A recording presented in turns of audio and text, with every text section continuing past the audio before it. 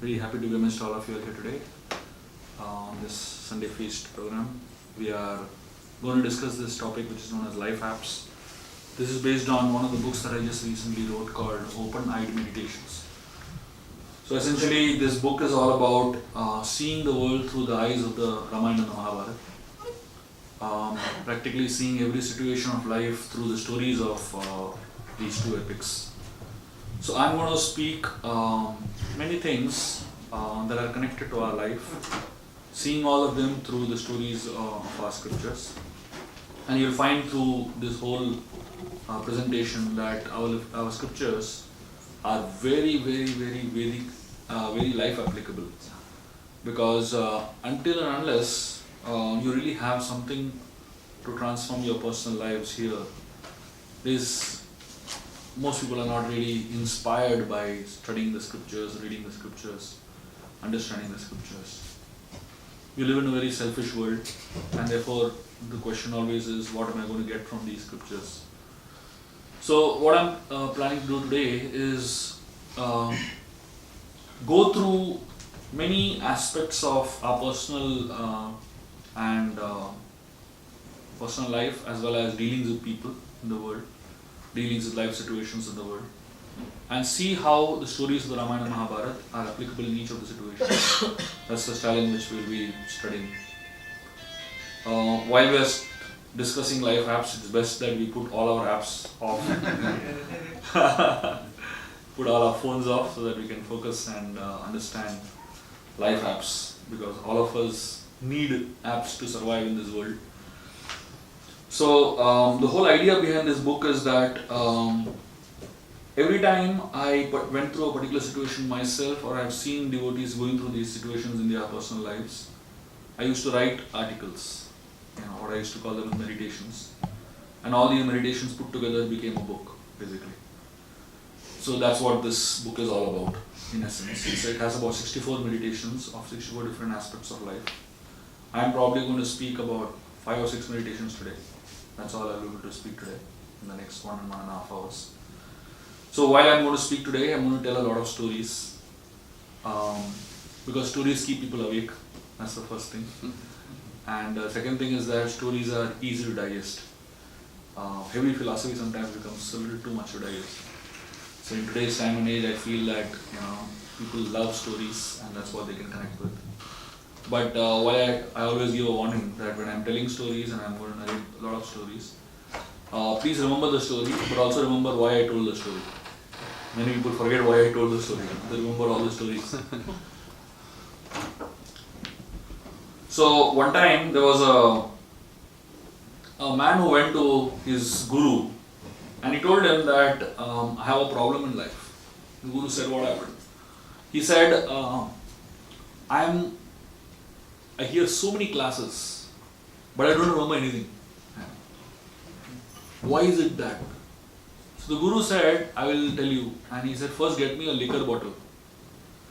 So the disciple was bewildered. The guru is asking to get a bottle of liquor. So the disciple went and got one whiskey bottle and kept it in front of the guru. The guru said, now start drinking. So the disciple was even more bewildered. The guru is giving instruction to drink. So the disciple, he opened the bottle, he was thinking, what to do. And the guru gave an instruction. He said, make sure you drink all the, wine, whiskey in it, but nothing should go inside your throat. So the disciple was confused completely. How do you drink with nothing going inside the throat?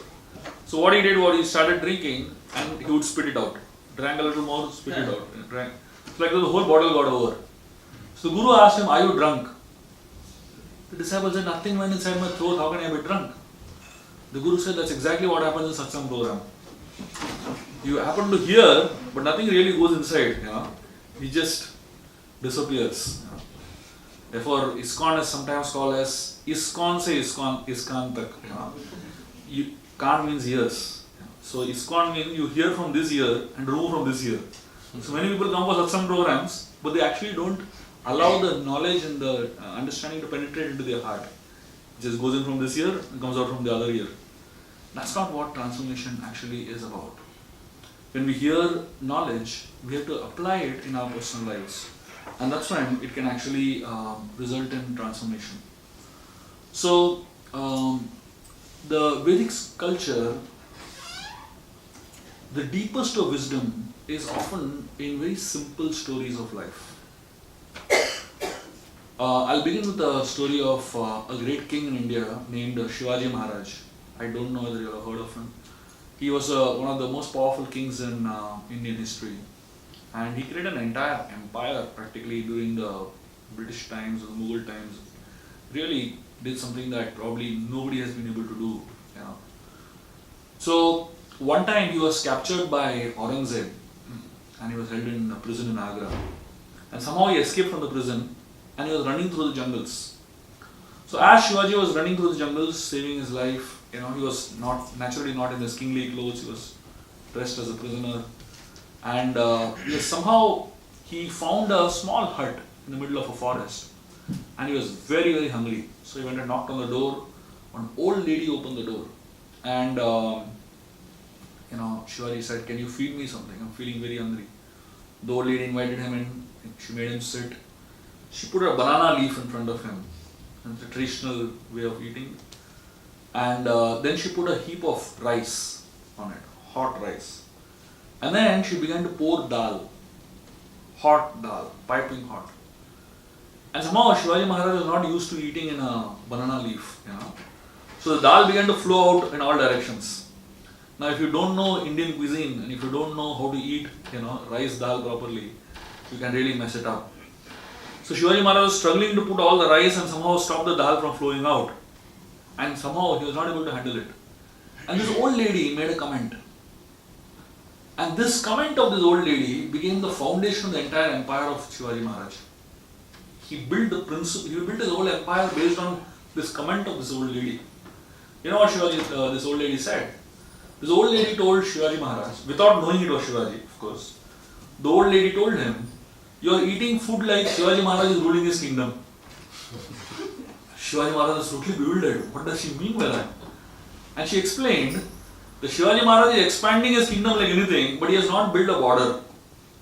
And because he has not built a border, the kingdom he's just losing everything one by one. So she told him, "You first make a fort or like a hole within the rice, and within that you put the dal in, and the dal won't flow out." Shivaji Maharaj got his wisdom from this old lady. Can you imagine one old lady in one remote corner and with hardly any literacy as such, but she has a wisdom to give great knowledge to a king as powerful as Shivaji. That's India. So I'm going to show you all some technology that only exists in India. Very interesting type of technology. This is the first thing. This is how slippers are saved in India from getting stolen in temples. Very interesting way of application. This is how you cook if you don't have a stove. And here is a very unique way of making chapatis if you don't have a belan, using a beer bottle, basically. This guy he was interested in hearing music, but he doesn't have a place to store. Probably have to put off this light to be able to see better. Here is a man who has a modern office. And here is Indian transport system. And if you want to see it better, this is the larger scale of it. This is how trains are transported in India. A truck carrying a train. And this is a very innovative lady who is expert in marketing. She is selling vada pav on the moon, literally. Just put a poster behind herself. And this is Indian cricket. There's a terminology in India which is known as jugaad. So this word, it doesn't exist in English. There are many words that India has contributed to the English language, including the word jaggernaut. Jaggernaut comes from the word Jagannath.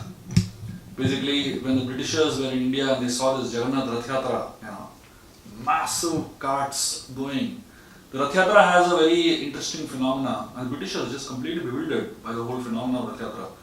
Because in the morning nobody is there, and by the time the Rath Yatra starts, there are about 19 lakh people. And in the night, by the time the Rath Yatra gets over, nobody is there. Nobody has any idea where they come from and where they go. It's not that more trains are added, it's not that more buses are added, nothing new happens. Some people come and people disappear. And the Rath Yatra is the rule of the Rath Yatra is that when the cart starts moving, Jagannath's cart starts moving, nothing can come in between.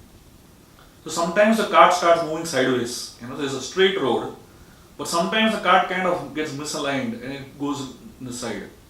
The rule of Jagannath Rath Yatra is that the carts don't get pulled behind, backwards. They always have to go forward. So if there's an electric pole that comes in between, the electric pole has to go out.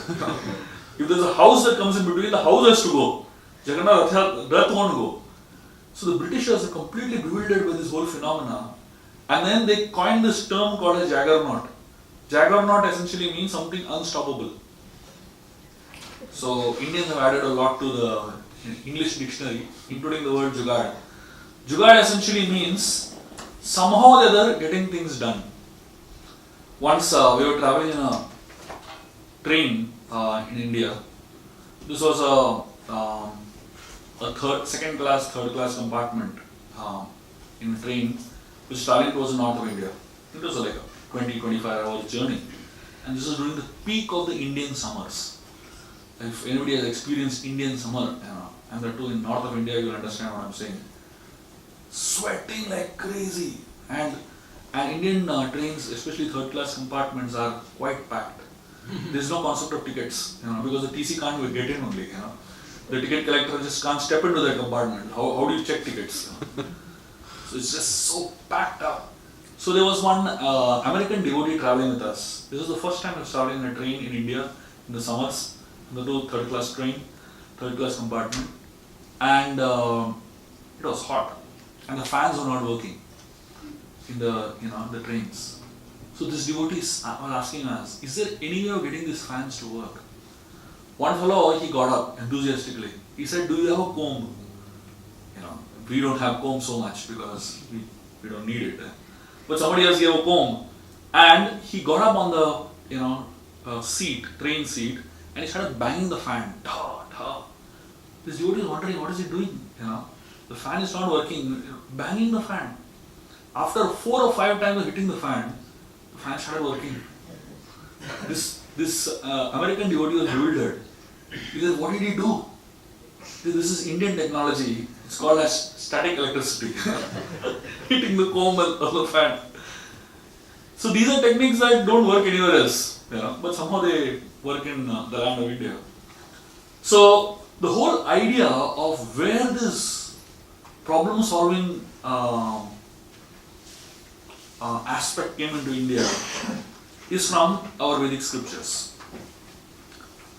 In fact, if you look across the world, the greatest problem solvers are software engineers, who are all 60 to 70% of software engineers in the world are Indians. And where is the whole mindset coming from? So this is very intriguing, because the stories that are there in the Ramayana and Mahabharata have no way in direct connection with our lives. They seem to be stories of somebody else, and they seem to be very old ancient stories. But if you study these stories properly, they give you connection how to handle problems in your life. So it's a very interesting type of technology. It's a very interesting type of thought process. So apparently you seem to be studying novels.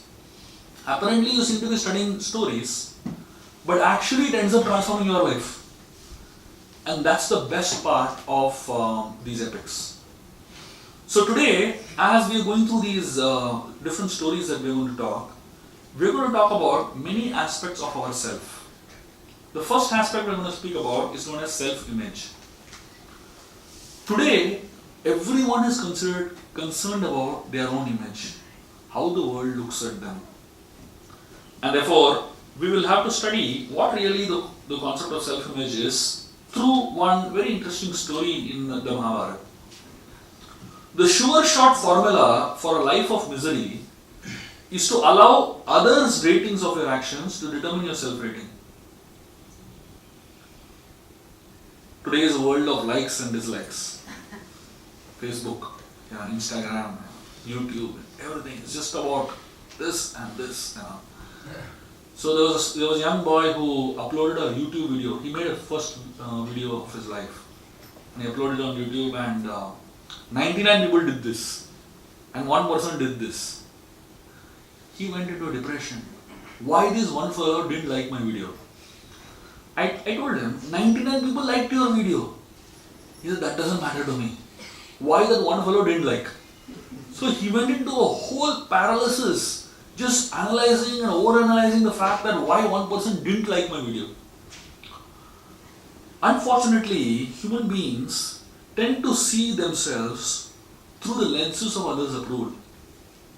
They want to, so they, if others approve your actions, people become happy, enthusiastic. And if somebody puts a thumbs down, you start emotionally beating yourself up. The Mahabharat talks about this through a very interesting story. So in the Mahabharat, there is a story of a person named Karna. So Karna was a great warrior. He was one of the best warriors in the Mahabharat, in practically the whole of the world at that point of time. But unfortunately, he didn't have a great self-esteem, self-image of himself. He always wanted others to approve his greatness. So just before the war, there was a conference, a gathering of all the chief warriors. And the commander-in-chief of the Kaurava army, whose name was Bhishma, he was giving ratings to different people. Some people was calling them as Maharati. Maharati means a person who can handle thousands of warriors single-handedly. Somebody he was calling as Rathi, like that, giving different ratings to people. Just typically like how our corporate culture of appraisals. So while he was giving rating to all the different people, when it came to Karna's turn, he gave him the rating of Ardharathi. Ardharathi essentially means half a warrior. Means he can't even kill one person properly. So Karna was bewildered. He said, how dare you can give me this rating of Ardharathi? No matter who you are, you are never satisfied with your rating. Whatever your boss gives you. So Karna, he asked him, what nonsense, how can you give me this rating? Bhishma explained, he said, you have a curse on your head. The curse was that when his guru Parashuram, he cursed Karna that during the most important war of your life, you will forget all your knowledge. So Karna had this curse. So Bhishma said, if you are going to be useless during the most important time of the war, what is the point in you being a great warrior? So he said, therefore I am giving you a rating of Ardharathi, because you are not reliable. Now Karna couldn't accept that. He couldn't handle it. He actually declared, he made a vow, that till Bhishma is alive, I will not enter the war. And the war lasted for 18 days. Out of 18 days, the first 10 days Bhishma was alive. And that means for the first 10 days, Karna didn't even enter the war. So when Krishna realized that Karna is not entering the war because of this, whatever happened, Krishna went to him and he gave him a proposal. He said, see, you are a Kshatriya. Kshatriya is supposed to fight. If you have taken this vow of not fighting for the Kauravas for the first 10 days, why don't you fight for us for the first 10 days? So he kind of really shook up the self-image of Karna. So people who want approval from others are actually very hollow internally. They always are highly insecure about who they are, and they're highly concerned and conscious about how they look, how people perceive them, and so on and so forth. So essentially, there are four ways of seeing life. The first way of seeing life is known as win-lose. So these are people who feel, if I have to win, that means you have to lose. So this is typically what is known as the Svardhatmak Jivan, the mindset of competition. The second type of lifestyle mindset is is known as lose win. Lose win essentially means for me to lose, for you to win, I have to lose. So here, people in this lose win concept, they're always in the mood of sacrificing. So they always think, don't worry, you go ahead in life, I will sacrifice. So there are many people like this who are enthusiastic about sending others ahead and they will sacrifice. But this leads to what is known as a doormat syndrome.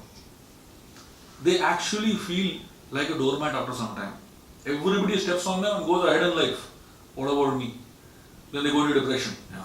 Because they're constantly feeling being used all the time. So there are many people like this. So initially it seems to be like great sacrifice, it seems to be a great thing. But a little later, if they're actually very hollow inside, they start feeling abused. The third mindset is known as lose-lose. Generally, such people end up in this mindset. Lose-lose means, if I have to lose, I won't lose alone. I will pull you also down. So this is what is typically called as the crab mentality. In Goa, I used to live in Goa, and I used to observe in the markets, they used to transport crabs. And whenever they would transport crabs, they would not close the lid. So I was very inquisitive, these crabs are all alive, why are they not transporting, why are they not putting a lid on it? So the people, the fishermen, are highly confident of the crab mentality. So what is the crab mentality? When one crab tries to go out, all other crabs pull him down. Enthusiastically. As a result, no crab ever gets out. Can you imagine? And interestingly, and this has been historically happening from time immemorial, no crab has ever got out. Because all other crabs are enthusiastic about pulling the other one down. So human life, many times, human beings become like crabs when they follow the crab mentality. When somebody is trying to progress, everyone is enthusiastically busy pulling him down. This is the lose-lose mentality. This is what leads to what is known as a downward spiral.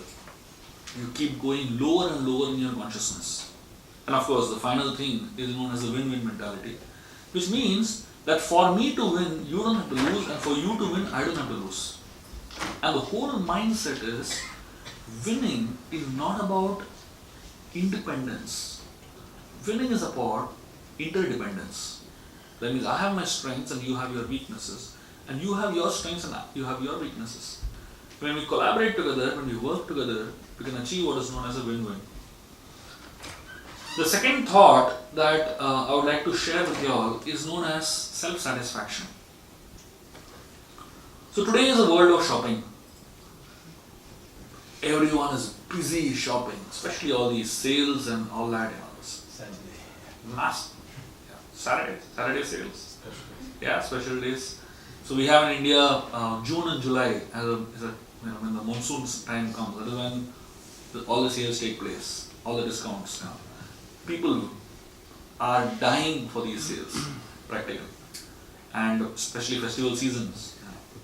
So when we shop, sometimes we forget why we shop. We end up buying all the things that we don't need to buy. And this is called the unnecessary necessities of life. So there are three statements that define human life today. And these three statements summarize our mentality of shopping. So the first statement says, people spend money that they don't have. How they spend money? That they don't have loans and credit cards and all that. So people spend money that they don't have to buy things that they don't need and to impress people that they don't like. It's very interesting. That's how life is. People spend money that they don't have to buy things that they don't need and to impress people that they don't like. Unfortunately, in the whole concept of buying and shopping, we forget what is the mood and what is the thought process behind the shopping spirit. The Mahabharat talks about two people who used to do shopping. Now you might wonder, where in the Mahabharata was shopping? There's no Walmart and Amazon in Mahabharata. But the fact is that the mentalities existed even at that time, 5,000 years back, when there was no concept of shopping. The mentality still existed. So I'm talking about the first person, Ashwatthama. So Ashwatthama had a very interesting type of mindset, which we will find in many people today. And when I tell you the whole mindset, you'll realize, wow, it's my mindset. Ashwatthama, he had a jewel on his head when he was born. So by the power of this jewel, he would never feel hungry, never feel thirsty, never fall sick. His enemies could never defeat him. He would never die. Can you imagine what a jewel to have?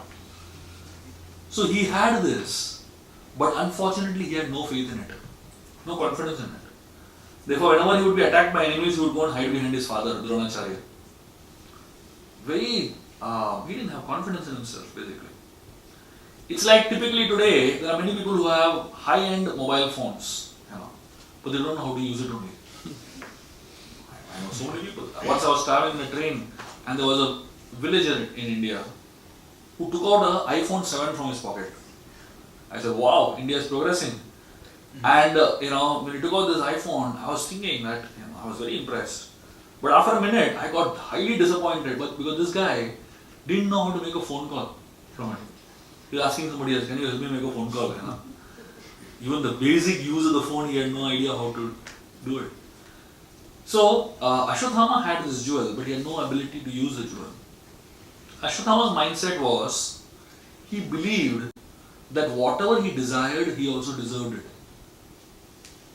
Whenever he had some desire, he had to have it. One time he saw his father Dronacharya giving the Brahmastra to Arjun. Brahmastra is a nuclear weapon. It's not given to anybody randomly. So Arjun was qualified to receive the Brahmastra, so his father gave the Brahmastra to him.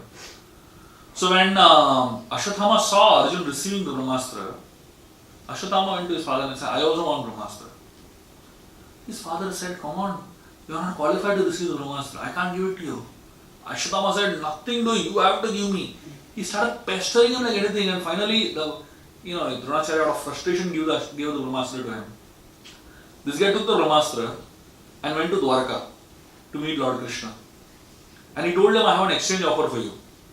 I'll give you my Brahmastra, you give me your Sudarshan Chakra. Can you imagine? Krishna was bewildered when he heard this fellow asking for his Sudarshan Chakra. So he said, I will give you, take it, no problem, I don't want your Brahmastra also, see if you can hold it first. So he released the Sudarshan Chakra, and this guy couldn't hold the Sudarshan Chakra, he collapsed, he fell unconscious. So Krishna asked him, my sons have not asked me for my Sudarshan Chakra, my brother has not asked me, my best friends have not asked me, why do you want my Sudarshan Chakra? This guy says, I wanted the Sudarshan Chakra so that I can use it to kill you. Can you imagine? What a shameless fellow. So, people are typically like Ashwatthama today, who have things but they don't know how to use it.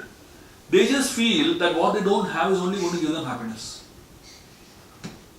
You go to a shop because you're attracted by some gadget, and you see a billboard, you fall in love with something, you say, I'm going to go and get it. You go into the shop, when you see that phone or see that gadget, it's still very attractive looking.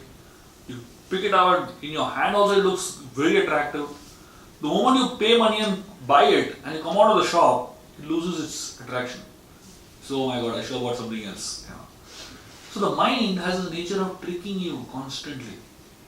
So here, so the first type of mindset is Ashwatthama mindset. The second type of mindset is Arjun's mindset. So Arjun also used to shop for weapons. He also accumulated weapons. But his mindset was very different. In Arjun's mindset, he never forced anybody to give him anything. He never forced his father. He never forced his guru.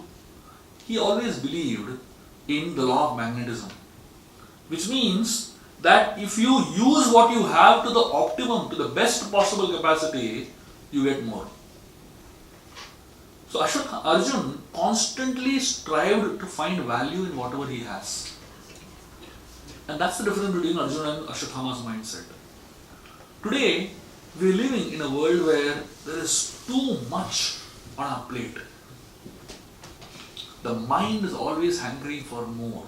The mind is never satisfied with what it has. There was a king who decided to celebrate his birthday. And this king decided to celebrate his birthday in a unique way. So he said, tomorrow morning, the first person I see, I'm going to make him happy. That's the way I want to celebrate. Not that. The change will bring me satisfaction. No matter how much you change is not going to bring you satisfaction. There are two types of change in this world. The first type of change is material change, which is known as go through life. Everyone goes through these 4 bottles in life. The milk bottle, the Coca-Cola bottle, the whiskey bottle, and there's a drips bottle. So whether you want it or not, these 4 bottles will come in your life. Of course, for the devotees, probably that 1 bottle is not there. But still, for regular human beings, these 4 bottles exist. This is known as go through life. If you do nothing, you will still go through life. You will still go through these changes. And then there is something known as grow through life. This we're talking about is spiritual change. There is a difference between change and transformation. Change is material and transformation is spiritual. Change is reversible and transformation is irreversible. Change means today I decide that I will stop smoking. 2 days later I start smoking again. That is known as change. Very much reversible. In Bombay there is a place known as Marine Drive. It's a long stretch touching the sea, touching the ocean. So on 2nd of January, if you go to Marine Drive, thousands of people are jogging. Because 1st Jan they've taken New Year resolution now. Focus on health and all that. You go on 2nd of February empty. Nobody is there. This is known as change. Change is reversible. Transformation is irreversible. Transformation is a caterpillar becoming a butterfly. That's a transformation. A stone becoming a statue. It's a transformation. So the butterfly can't become a caterpillar again. The statue cannot become a stone again. So change that is irreversible is known as transformation. So each one of us have to strive for not change, but one should strive for transformation. How does one go through transformation in one's life?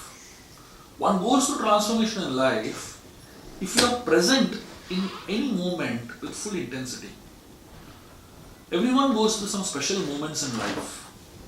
And these special moments actually have the potency to bring about a transformation in your life. These are known as ever since moments. All of us who are connected to ISKCON have already gone through some ever since moments in our life. One particular lecture, one particular kirtan, one particular festival, some visit to a holy dham. So whenever you are present in those moments with full intensity, you go through transformation. Unfortunately, we go through 1 or 2 transformations in our life.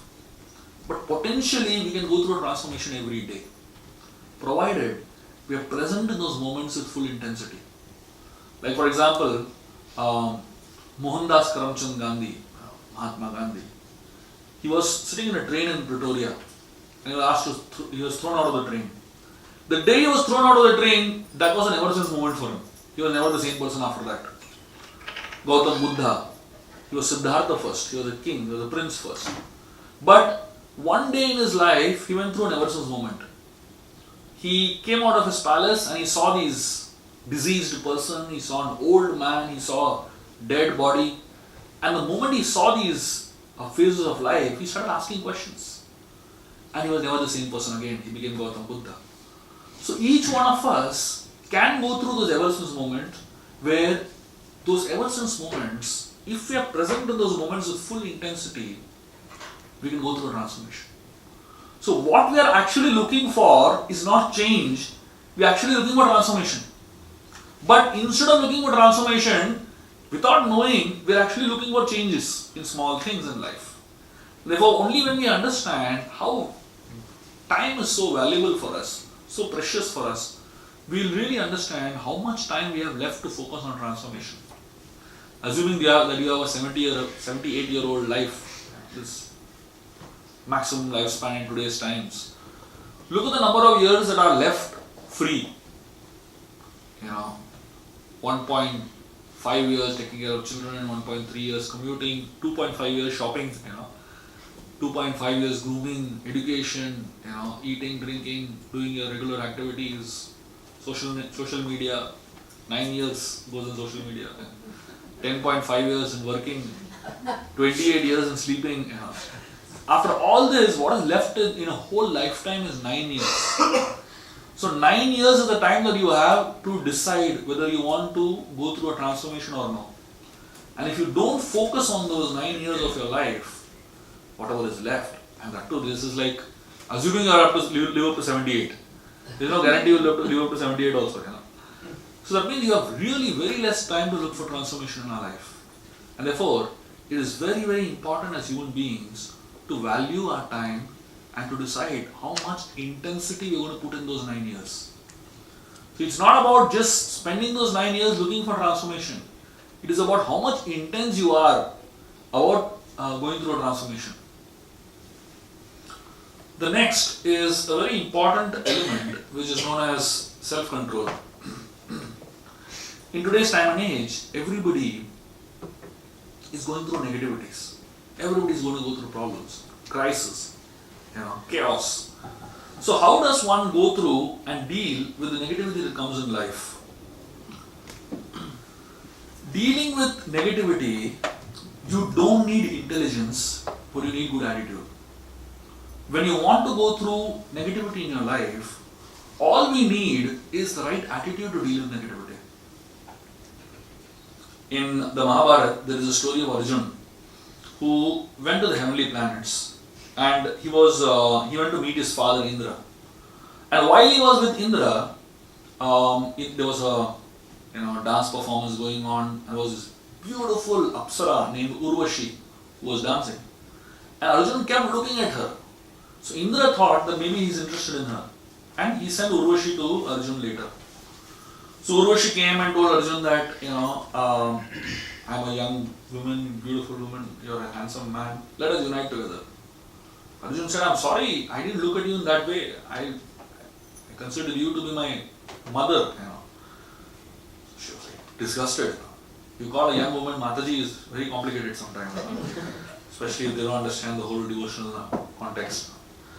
So Arjun said that you are the wife of one of my ancestors.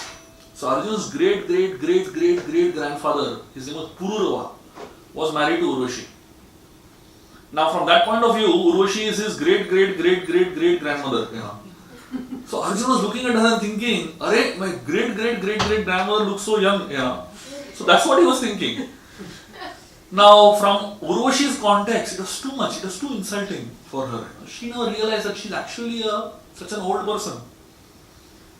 So she got really upset on Arjun for calling her that, and she cursed him that he would become a eunuch.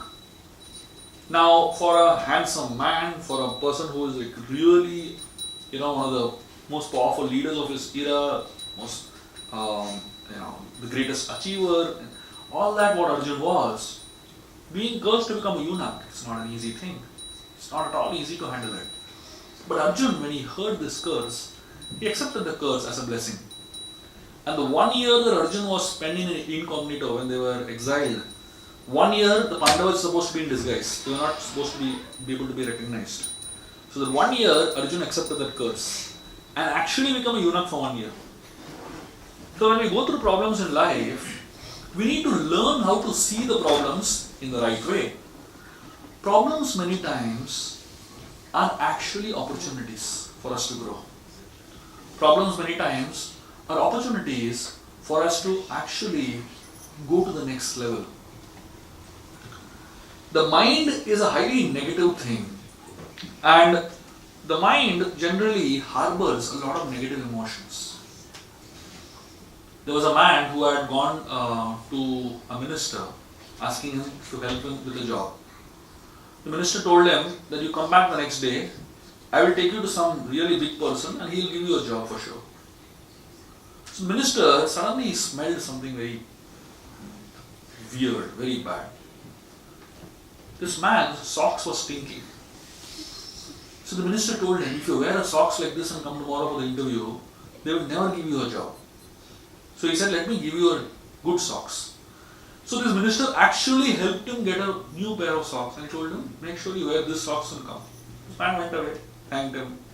The next day he came wearing a new pair of socks. And he told the minister, I am ready. So they were going for the interview. Suddenly the minister said, I can still smell the same thing. This fellow removed the old socks from his pocket. He said, I wanted to show you that I am not wearing the old socks. Our mind sometimes is like that smelly socks. So much negativity filled in it. And we carry it all around us. So anything happens in our life, we see it from the negative framework only. We see it from our negative emotions point of view only. Even the most positive things that happen to us, we somehow or the other find a reason to be negative about it. That somehow become the second nature of human beings today. I see so many people, even at the best times of their life, they are thinking, what if it goes wrong?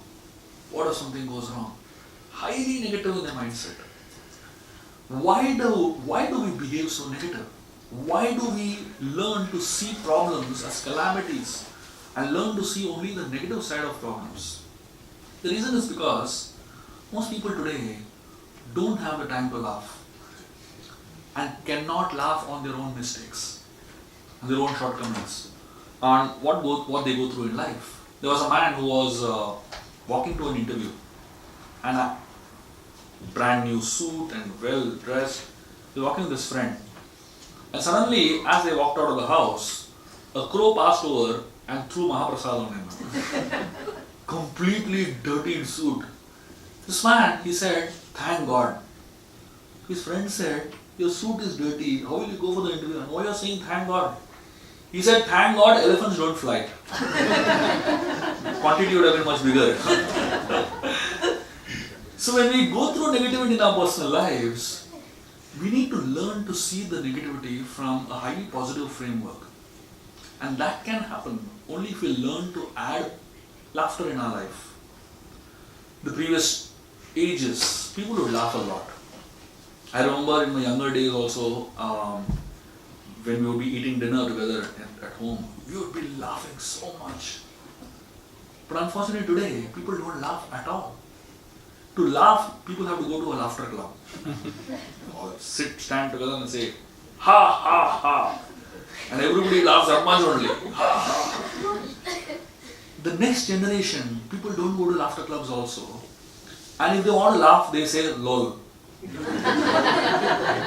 That's all. Laugh out loud. You're supposed to understand that I'm laughing really loudly. And the next generation is even further. Smiley. Big smiley means I'm really laughing loudly. Because there is so much negativity in a person building up. Where is the question of being able to come out of the negative framework of mind? And with such negativity, living in such negative mindsets, naturally, you need so many psychologists and psychiatrists today. There was one psychiatrist, who had, one fellow went to a psychiatrist and he said that, I feel like committing suicide, what should I do? The psychiatrist told him, I will tell you what I do when I feel like committing suicide. Can you imagine? So this man is drowning in the quicksand and he's trying to save somebody else who's drowning in the quicksand. So today, every third person goes to a psychiatrist, which means every psychiatrist goes to other psychiatrists. So this man said, the psychiatrist said, I'll tell you what I do when I feel like committing suicide. He said, I go to a circus. And in the circus there is one joker. This man, when I see him doing his funny acts, I completely forget all the problems of my life. I recommend you to go to that circus and see that joker. That man said, I am the joker. So today's world is a world of smiling faces and crying hearts. You ask anybody, how are you? They'll say, fine, big smile. You scratch the surface a little bit and then you'll find an ocean of misery within it. Every human being today is desperately needing someone to pick him out of that negativity. The Bhagavad Gita begins with Krishna's entry in the Gita. The first word that describes Krishna is Prahasan Iva Bharata, which means Krishna is smiling. So the Bhagavad Gita begins with a crying Arjun and a smiling Krishna. Only a smiling Krishna can help a crying Arjun. Today, if you want to go to somebody for help, the person himself or herself should be stable. Only then he or she can help you. A person who is unstable can never help you. And therefore, when we ourselves cannot see the lighter side of life because of being in so much negative frame of mind, it is very difficult to pick yourself up. And therefore you get upset with everything. If you are bathing and you are, rubbing a soap on your body and the soap falls down, you start abusing the soap. Nonsense, how did you fall? You call up somebody and the fellow doesn't pick up the phone, you start abusing the fellow. Pick up the phone. As if he's going to hear you. So all that frustration that builds up comes out in the form of negativity if you don't know how to handle it positively. People in this world are neither good nor bad. They are helpless byproducts of the way in which they are treated. So, if you have dealt with a cat, you'll understand this better. If you rub a cat on its back, the cat feels very happy, feels very nice. Starts mewing and feels very nice. But if you rub the cat on its stomach, it will bite you. It will scratch you. Don't try it if you have not tried. It works. So the cat, can you imagine the same cat, you rub on its back, it feels nice. When you rub on its stomach, it starts becoming violent. That is how human beings are. Human beings are neither good nor bad. They only behave according to the way in which they are treated. The Mahabharata talks about a man named Chitrasen. So when Arjuna had gone to the heavens, he met this Chitrasen. So he saw Chitrasen singing. He was a musician, he was a Gandharva. Excellent singer, excellent dancer, excellent musician. So Arjuna was highly appreciative of Chitrasen. He went and really appreciated Chitrasen from the bottom of his heart. Chitrasen was so touched by Arjuna's appreciation that he decided to teach Arjuna all his skills. So he taught his musical skills, dancing skills, singing skills to Arjuna. And Arjuna in turn taught Chitrasen fighting skills, martial skills, use of weapons. And they became the best of friends. So when Chitrasen once, he had come to the earth planet and he was having a picnic with his friends, with his Gandharva friends. The same time, the same spot, Duryodhan came along with his friends and his group. And Duryodhan wanted to have a picnic in the same place as Chitrasen. So Chitrasen had come previously. Duryodhan came later. Duryodhan told Chitrasen, you go somewhere else for a picnic. I want to have a picnic here. Chitrasen said, I came first. Duryodhan said, this forest belongs to my father. Chitrasen said, I don't care. And they both ended up in having such a massive fight. Duryodhan lost his whole army and Chitrasen tied him up like an animal. So now if you observe these two stories, same Chitrasen, acting as a best friend to Arjuna and acting as a bitter enemy to Duryodhan. Was Chitrasen good or bad? Chitrasen is neither good nor bad. He is simply a byproduct of the way in which he is treated. Every human being actually is like Chitrasen. The Mahabharata talks about three types of nitis. The first niti Mahabharata talks about is Brahaspati niti. Brahaspati niti means no matter what your enemy does, you always follow the path of dharma only. You always do good only. So Yudhishthir used to follow Brahaspati niti perfectly. That means no matter what others do, I will do good only. So Duryodhan, he used to follow something known as Kanika niti. Kanika niti was taught by Shakuni to Duryodhan. According to Kanika niti, hook or crook, get your work done. No matter what path you have to take, what means you have to take, you should achieve your results. So now in front of Kanika niti, how can Brahaspati niti stand? This is not possible at all. So therefore the Pandavas were losing all the time, they were going through so much crisis one after another. That is the time Krishna came into their life. And Krishna introduced a third type of niti, which is known as Shukra niti. Shukra niti essentially says, if your enemy follows the path of dharma, you follow it. And if your enemy breaks the path of dharma, you also break.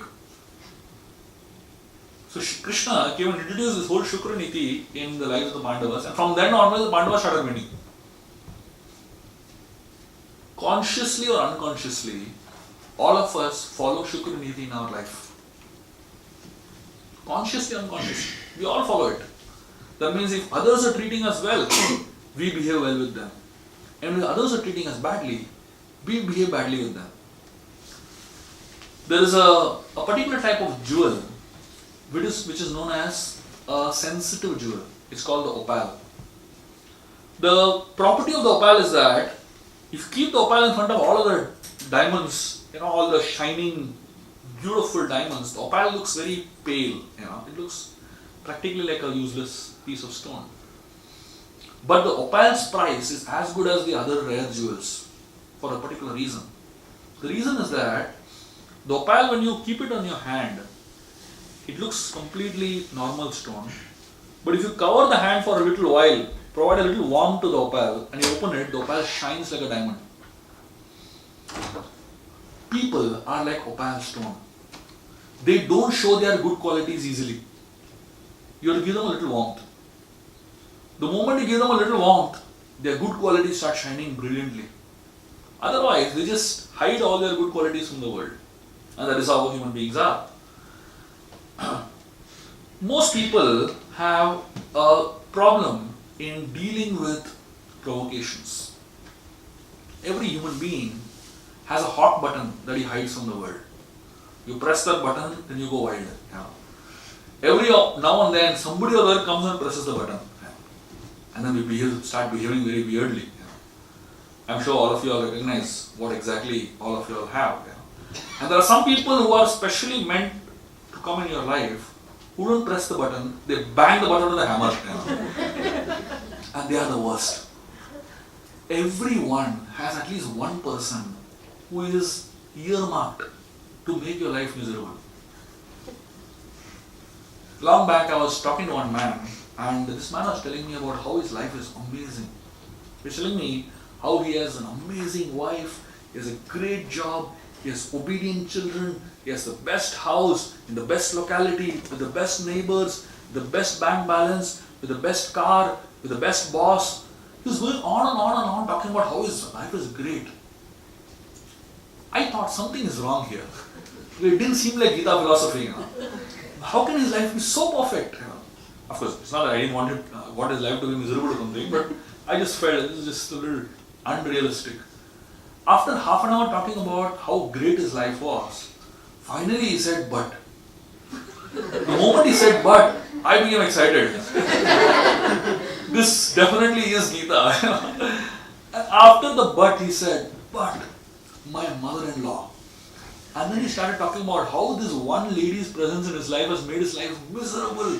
His wife is bad, his children are bad, his family is, everything is miserable in his life because of this one person in his life.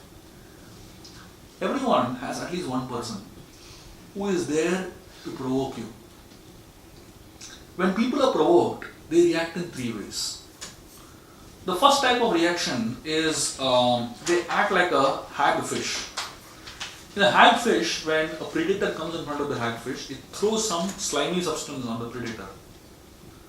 So the first type of reaction to provocations is verbal abuse. When somebody provokes you, give them a bad word, give them the sauce. The second way in which people react to a provocation is like an electric eel. When a predator comes in front of an electric eel, it stings. So the second way people react to a provocation is by physical abuse. They slap them one level higher. And the third way in which people react to a provocation is like an exploding ant. So there's a particular insect known as exploding ant. When it is in too much stress, it commits suicide. It bursts. That's it. Over. This is known as self-abuse. So either you do verbal abuse, or you do physical abuse, or you do self-abuse. You blast yourself only. So these are typically three ways in which people deal with provocations in their life. Generally, why do people provoke others? What is it? Why is it that people provoke others? People provoke others to hide their own inferiority. People provoke others to become happy knowing that others also are weak like me. And people provoke others to transfer their guilt to others. Because when you get provoked, you actually feel bad.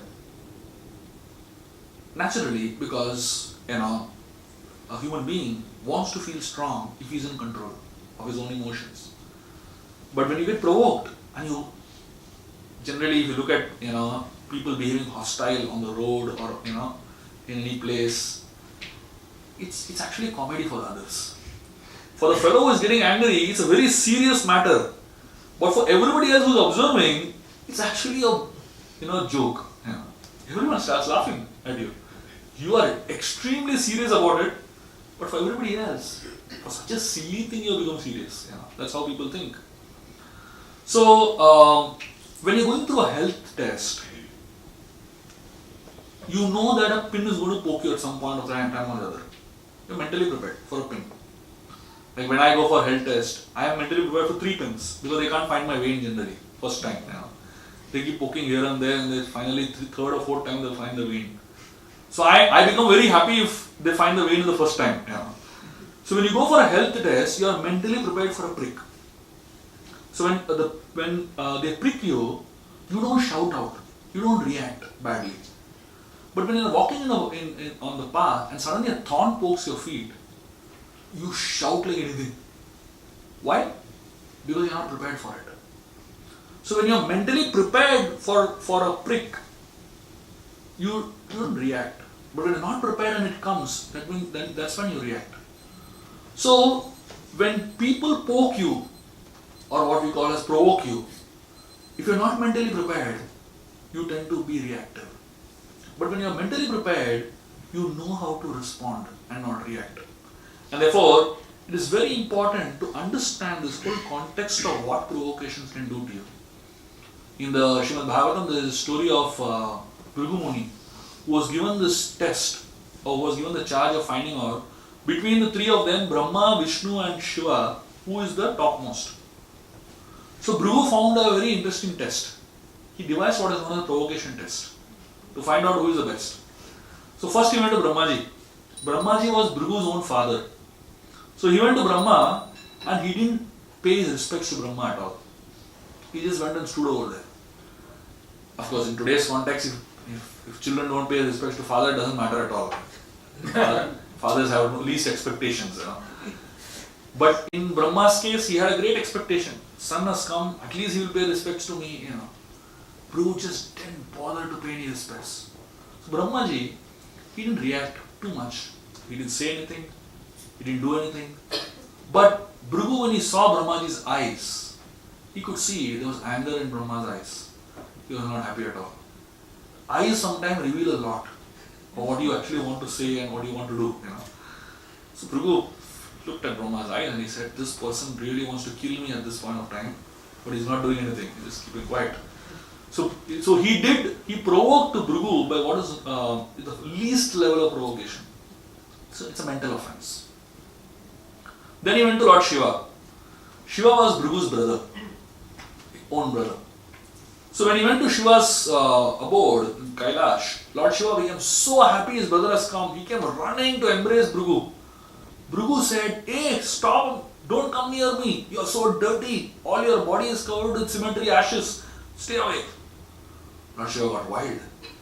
How dare this fellow? He removed his Trishul and is going to kill him. Parvati Devi somehow stopped Lord Shiva from doing it. Bhrigu Muni understood. He has succumbed to provocations. So with Shiva he did a second level of offense, which is known as verbal offense. And then he went to Lord Vishnu. And then as soon as he entered the Vaikuntha planet, Vishnu was lying down on the snake bed, Lakshmi Devi was massaging his feet. Bhrigu went straight away, kicked him on his chest. Third level offense, physical offense. So when Bhrigu kicked Vishnu on his chest, can you imagine walking into the bedroom of a person kicking on his chest? Bhrigu actually kicked Lord Vishnu on his chest, and as soon as Vishnu was kicked on the chest, Lord Vishnu got up. He offered his seat to Bhrigu Muni. He told Bhrigu Muni, please sit over here, and he started massaging Bhrigu's feet.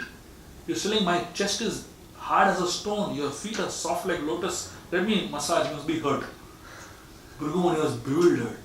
He said, wow, this person is really great. When a person doesn't succumb to provocation, that is a test of greatness of a person.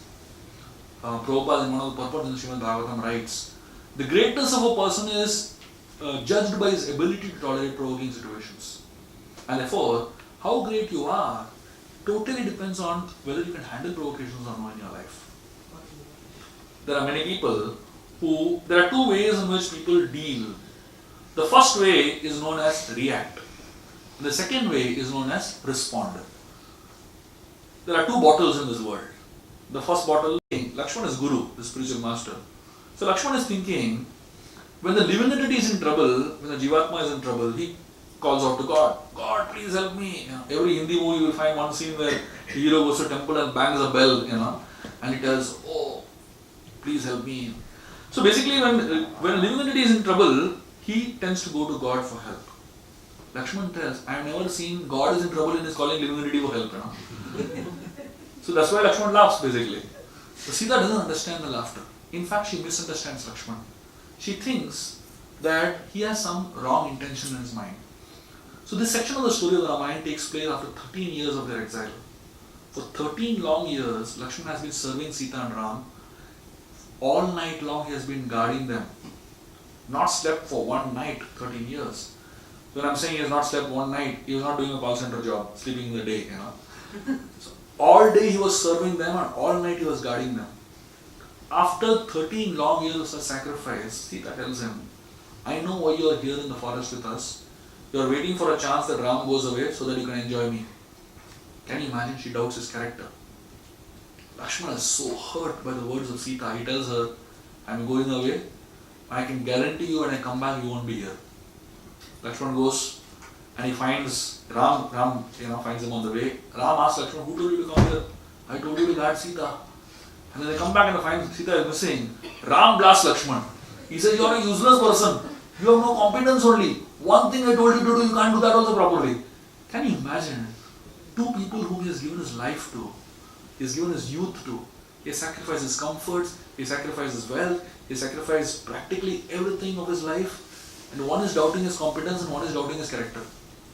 For anybody whose competence and character is doubted, why will you continue serving in that organization? Right?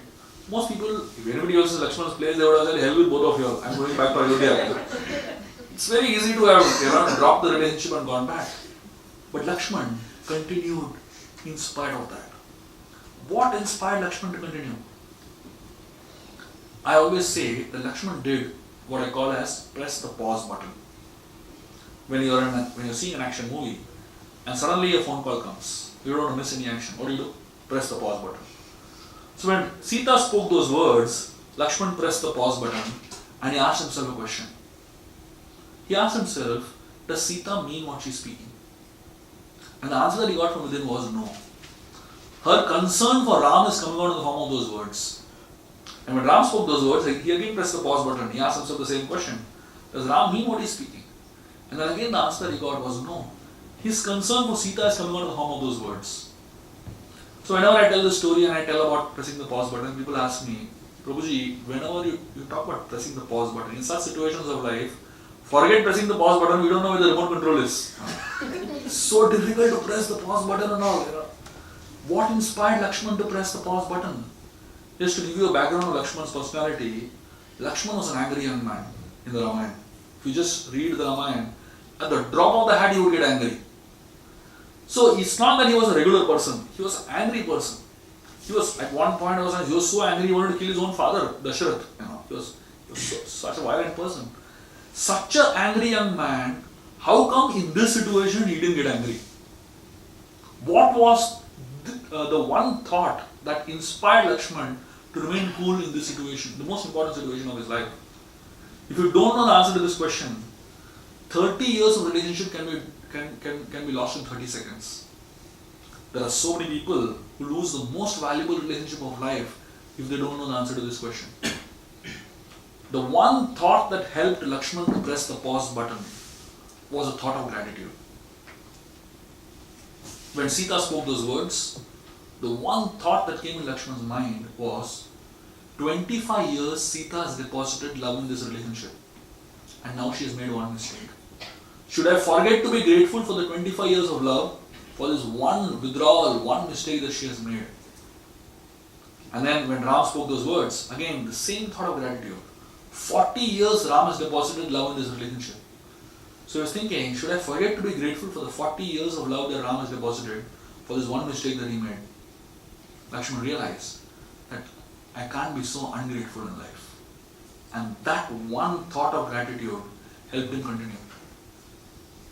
The quality of my communication with the world outside determines my success, but the quality of my communication with the world inside determines my happiness. There are many people in this world who are expert in communicating outside, but they hardly communicate with themselves. If you don't know to communicate with yourself during these most important phases of life, you will generally lose relationships.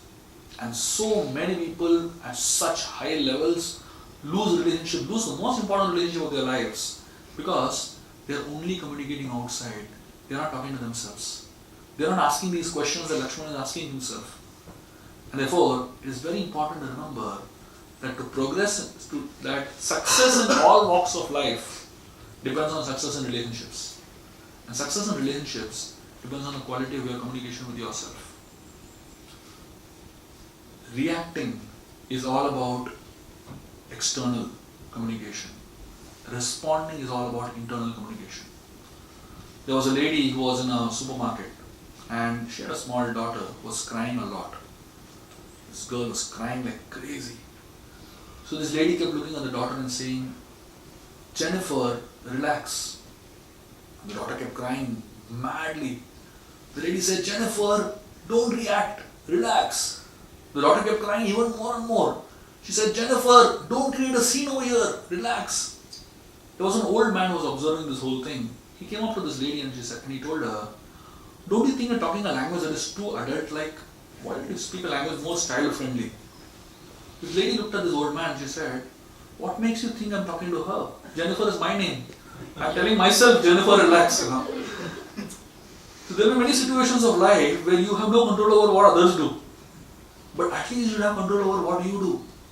And therefore, when we are in the midst of such situations of life, where somebody is trying to provoke you, somebody is trying to agitate you, what you need to really ask is, tell yourself, "Jennifer, relax. The quality of my communication to the world outside determines my success, but the quality of my communication to the world inside determines my happiness." I'll end with a very interesting thought, which is about self-growth. This is a story from the Mahabharat that is probably one of the very, very important stories that we need to know as human beings, especially when we are looking at achieving something in our lives. I call this as the X factor behind success. There are many people who are highly successful in life. When we go through success in our life, what do we remember? What is the first word that comes in our mind when we come near success? The first word that comes in our mind is celebration. Instantly people want to celebrate. I know so many people, before the results are declared, they throw the party. So much overconfident. And after the result comes, then they have to cancel the party. I don't know how they will take out the party, they got the stuff from people, whatever. So when you think about success, you immediately think about celebration. In fact, people are, the closer they are to success, their desperation to celebrate sometimes is so much there that they make the biggest mistakes of their life closest to the success. What is the success? What is your success a result of? Many people think success is purely the result of your efforts. The Mahabharata talks about a very interesting story which talks about what really success is about and how do you determine your success. So there was a demon whose name was Barbarik. So this demon, he was coming to join the Mahabharata war. So Krishna came to know that Barbarik is coming to join the war. So he went to find out who this fellow is and what his strength is and whose side he is going to fight on. So Krishna went to Barbarik and he saw this powerful demon coming. And he was coming with no weapons, absolutely nothing. Such a big war, and he's coming with no weapons. Krishna asked him, "Where are you going?" "I'm going to fight in the Mahabharata war." Krishna said, "Where are your weapons?" He removed 3 arrows. He said, "This is my weapon." Krishna said, "That's all? There are millions of people, what will you do with 3 arrows?" He said, "No, Lord Shiva has given me a benediction, these 3 arrows are given by Shiva. With 1 arrow, I mark all my enemies. And with the second arrow, I shoot and kill all the enemies. And the third arrow, after I mark, if I decide I don't want to kill somebody, I unmark him with the third arrow.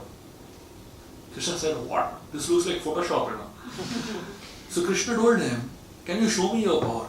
So Barbaric, tell me what you want. So he showed him a tree. Krishna showed him a tree and he told him, you remove all the leaves of this tree and show me. So Barbaric, he used one arrow and marked all the leaves. The second arrow, he removed all the leaves from the tree. Krishna tricked him by putting one leaf below his feet. But the arrow was so intelligent, the arrow came and stood near Krishna's feet. And Barbaric asked, do you have a leaf under your feet? And Krishna removed the leaf and then removed his feet and suddenly the arrow took off the leaf. Krishna realized that this man is powerful. He asked him, whose side are you going to fight on? Barbaric said, the weaker side. Krishna realized that this guy is highly dangerous because right now the Pandavas are weak. So he will fight for them.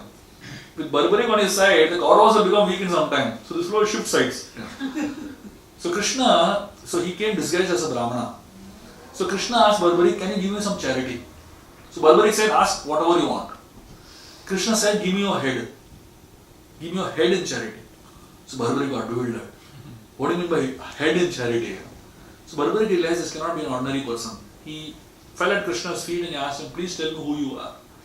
So Krishna revealed his original form. And Barbaric, he said, since I promised you, I will give you my head. But I have a request. So my request is that I want to see the whole war. Please arrange that my head can see the whole war. So Krishna mounted Barbaric's head on a stick. And he put the stick on a mountain. And that head of Barbaric saw the whole war of Kurukshetra. He was probably the only live witness of the whole war. Yeah. Sanjay saw it from online. Mayapur TV or whatever. He saw it online. But the only live witness of the war was Barbaric. So after the war got over, there was a discussion in the Pandava army. Who is the man of the series? Was it Bhima or was it Arjun? So there was a whole discussion, they couldn't come to a conclusion. And then finally they said, let's go and ask Barbaric because he saw the whole war. So they went to Barbaric and asked him, please tell us who is the man of the series? Who you think did the biggest difference in the Kurukshetra war? Barbaric said, according to me, nobody fought in the war at all. Krishna, Sudarshan Chakra travelled all over and was killing everybody. All of you were just standing and watching. Can you imagine? This is Barbaric's conclusion of the whole war. Essentially, what Barbaric is trying to tell is something that each one of us have to know in our lives.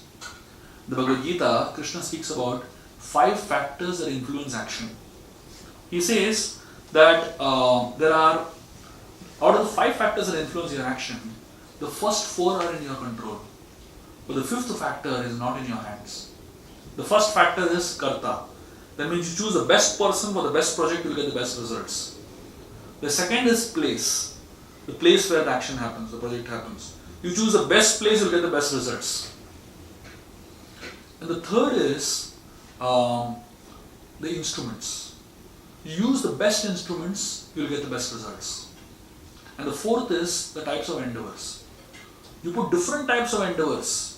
More endeavor you put, there is a greater chance that you will get success in your actions, in your project. So these 4 factors are in your hand. You can choose the best person, you can choose the best instrument, you can choose the best place, and you can choose the best efforts. But there is a 5th factor that is not in your hand. And that is known as Daiva. Daiva means the hands of destiny in the hands of God.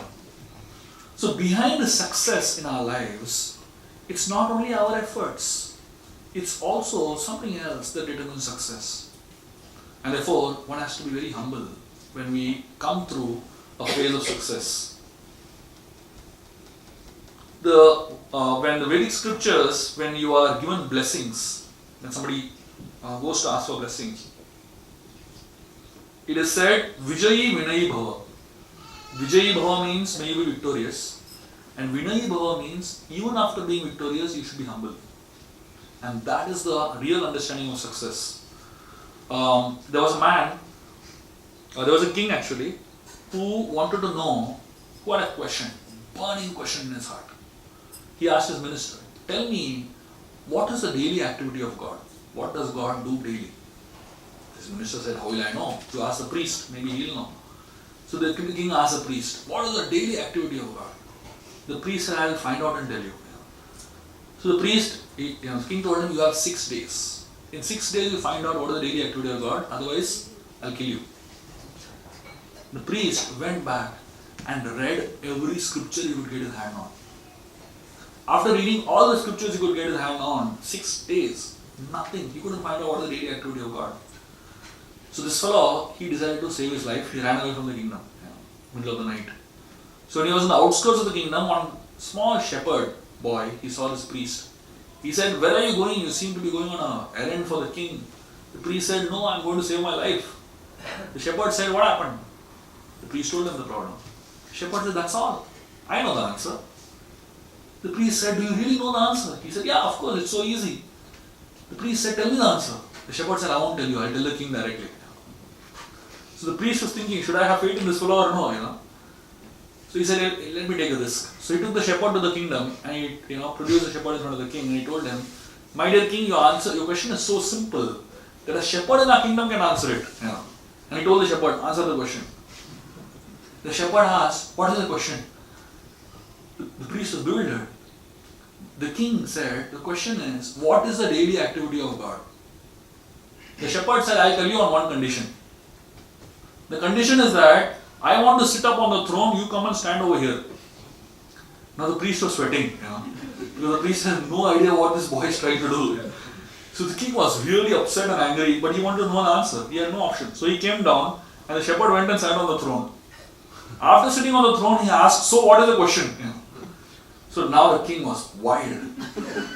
Removed his sword out from his sheath and he asked him, my question is, what is the daily activity of God? The shepherd said, this is the daily activity of God. The king said, what do you mean by this? He said, the daily activity of God is, those who are arrogant and proud, he brings them down, and those who are humble and meek, he sends them up. This is the daily activity of God. Names change, place changes, but activity remains the same. So essentially, what we need to really understand is, talent is God-given. We need to be humble about it. Fame is man-given. We should be grateful about it. And egotism is self-given. We should be careful about it. And that's what life is all about. Hare Krishna. Thank you very much. Hare Krishna.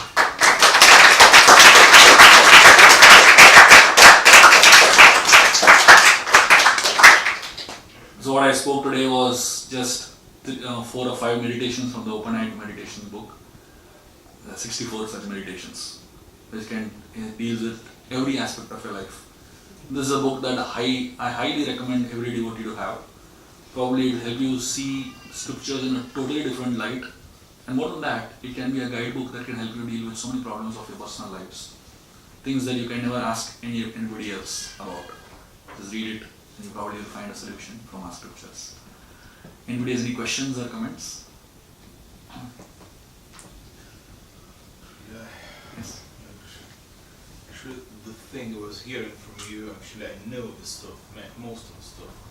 But the thing is, I understand that I don't supposed to react with people's provocations or whatever, right? But I also understand that I cannot do this because I don't have any strength to do it, right? To handle it.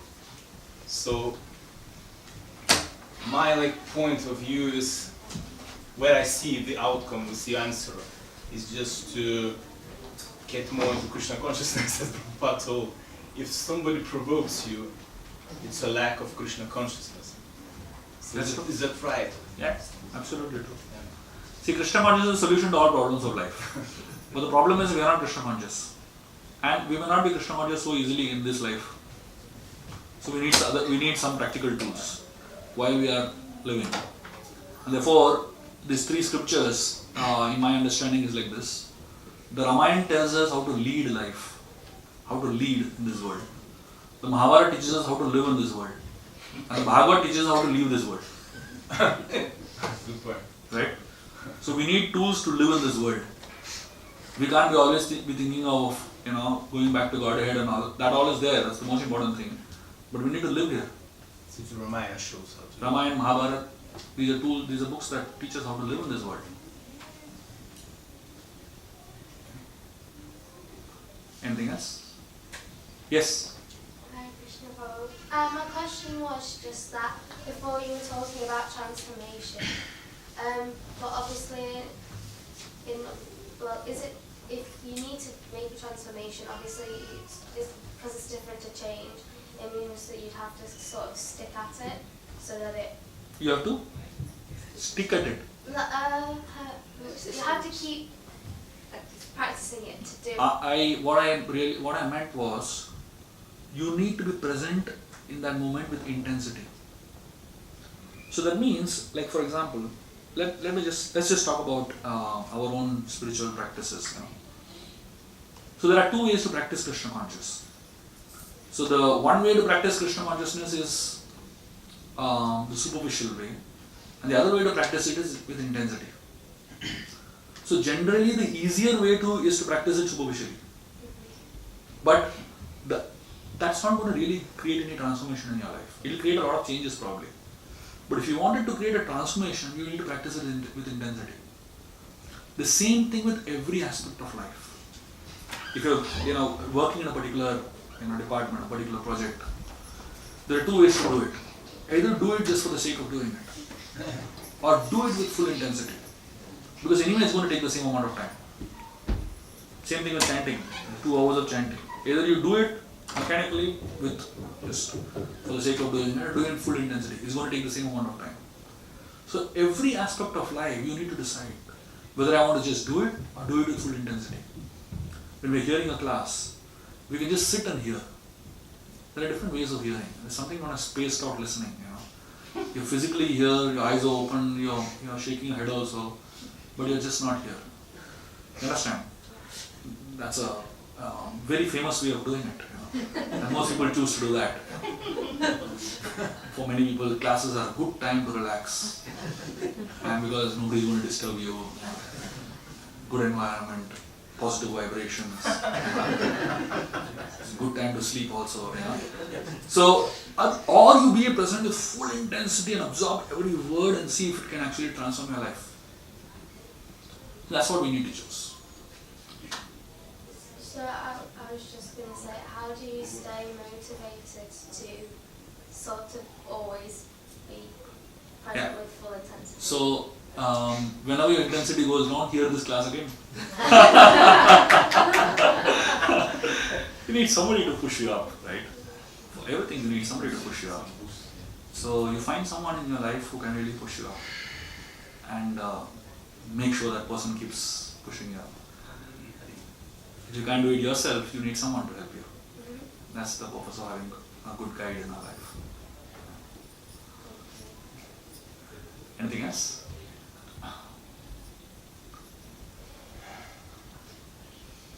Very grateful. The books are finished. How can we get hold of the books? He is the person. He is the one who's going to get you all the books you want.